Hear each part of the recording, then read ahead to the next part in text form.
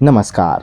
आज तारीख 15 जून, दिन रविवार। आप सुन रहे हैं द लेंस का न्यूज़ पॉडकास्ट राउंडअप। मेरा नाम है आयुष दीवान। चलिए करते हैं खबरों की शुरुआत।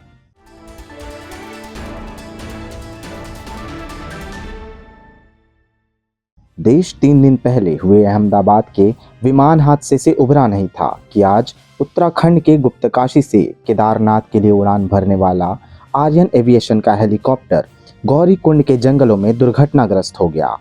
हेलीकॉप्टर में पायलट समेत 7 लोग सवार थे, जिनमें से 5 के हताहत होने की खबर है।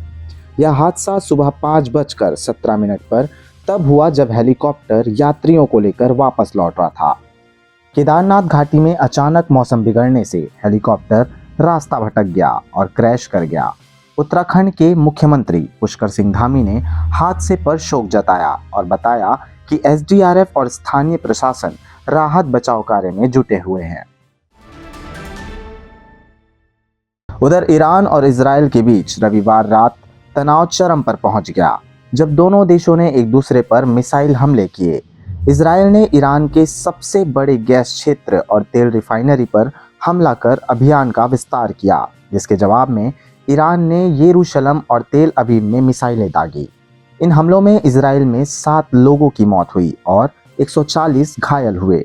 वहीं ईरान में अब तक 100 से अधिक लोगों की जान जा चुकी है, जिनमें 29 बच्चे भी शामिल हैं। बैट याम में 35 लोग लापता बताए जा रहे हैं। लगभग 10 लाख इजरायली नागरिकों को बम शेल्टर्स में शरण लेनी पड़ी। तेहरान ने परमाणु वार्ता रद्द कर दी है, जिससे तनाव और बढ़ने की आशंका है। भारतीय मौसम विभाग ने देश भर में कई राज्यों में भारी बारिश, तेज आंधी और लू को लेकर अलर्ट जारी किया है। दिल्ली एनसीआर में तेज बारिश और 100 किलोमीटर प्रति घंटे की रफ्तार से हवाओं ने कहर बरपाया है। पेड़ उखड़ गए और सड़कों पर पानी भर चुका है। राजस्थान, मध्य प्रदेश, गुजरात और उत्तर प्रदेश में आंधी, बारिश और बिजली गिरने से जान माल का नुकसान हुआ है। यूपी में 5 और गुजरात में 4 लोगों की मौत हुई। हिमाचल, महाराष्ट्र, तेलंगाना और कर्नाटक में भारी बारिश की चेतावनी है। पंजाब, हरियाणा में लू का असर जारी है। 16 और 17 जून को गुजरात, छत्तीसगढ़, बंगाल, तेलंगाना, कर्नाटक और आंध्र प्रदेश में भारी बारिश का पूर्वानुमान है। मौसम विभाग ने लोगों से सतर्क रहने और खुले इलाकों में न जाने की सलाह दी है। ईरानी बैलिस्टिक मिसाइलों ने शनिवार देर रात इजराइल के हाइफा बंदरगाह और पास की एक तेल रिफाइनरी पर ताबड़तोड़ हमला किया है, जिससे मध्य पूर्व में तनाव काफी बढ़ गया है। नहीं भूलना चाहिए कि हाइफा पोर्ट पर जिस कंसोर्टियम का मालिकाना है, उसमें भारतीय उद्योगपति गौतम अडानी का शेयर सर्वाधिक है।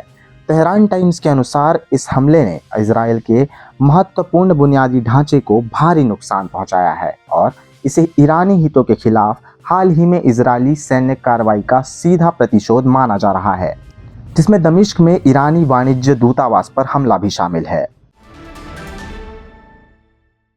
पश्चिम एशिया में ईरान इजराइल के हवाई हमलों के बीच अमेरिका में डोनाल्ड ट्रंप के खिलाफ व्यापक प्रदर्शन हो रहे हैं। ट्रंप के समर्थक भी अब उनकी विदेश नीति, खासकर इजराइल समर्थन को लेकर बटे हुए हैं। ट्रंप ने कहा था कि वे युद्ध नहीं करेंगे, लेकिन उन्होंने माना कि इजराइल ने हमले की जानकारी उन्हें दी थी। मेक अमेरिका ग्रेट अगेन नारे को अब विरोध का सामना करना पड़ रहा है। पिंसी इंस्टीट्यूट के अनुसार ट्रंप समर्थक खुद को ठगा महसूस कर रहे हैं। ट्रंप के जन्मदिन पर नो किंग्स नामक प्रदर्शन में लाखों लोग सड़कों पर उतरे, खासकर लॉस एंजलिस में, जहां कर्फ्यू लगाना पड़ा। अहमदाबाद में हुए दुखद विमान हादसे के बाद तुर्की की ओर से एक अहम बयान सामने आया है। इस हादसे में एयर इंडिया का ड्रीम लाइनर विमान क्रैश हुआ, जिसमें 275 लोगों की जान चली गई। अब तुर्की ने इस विमान की मेंटेनेंस से जुड़े सवालों पर अपनी स्थिति साफ की है।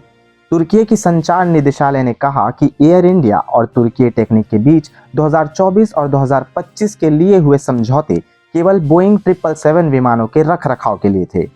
दुर्घटनाग्रस्त बोइंग 787 ड्रीमलाइनर इस समझौते का हिस्सा नहीं था। तुर्की ने कहा कि तुर्की टेक्निक ने आज तक एयर इंडिया के किसी भी बोइंग 787 विमान का रखरखाव नहीं किया है।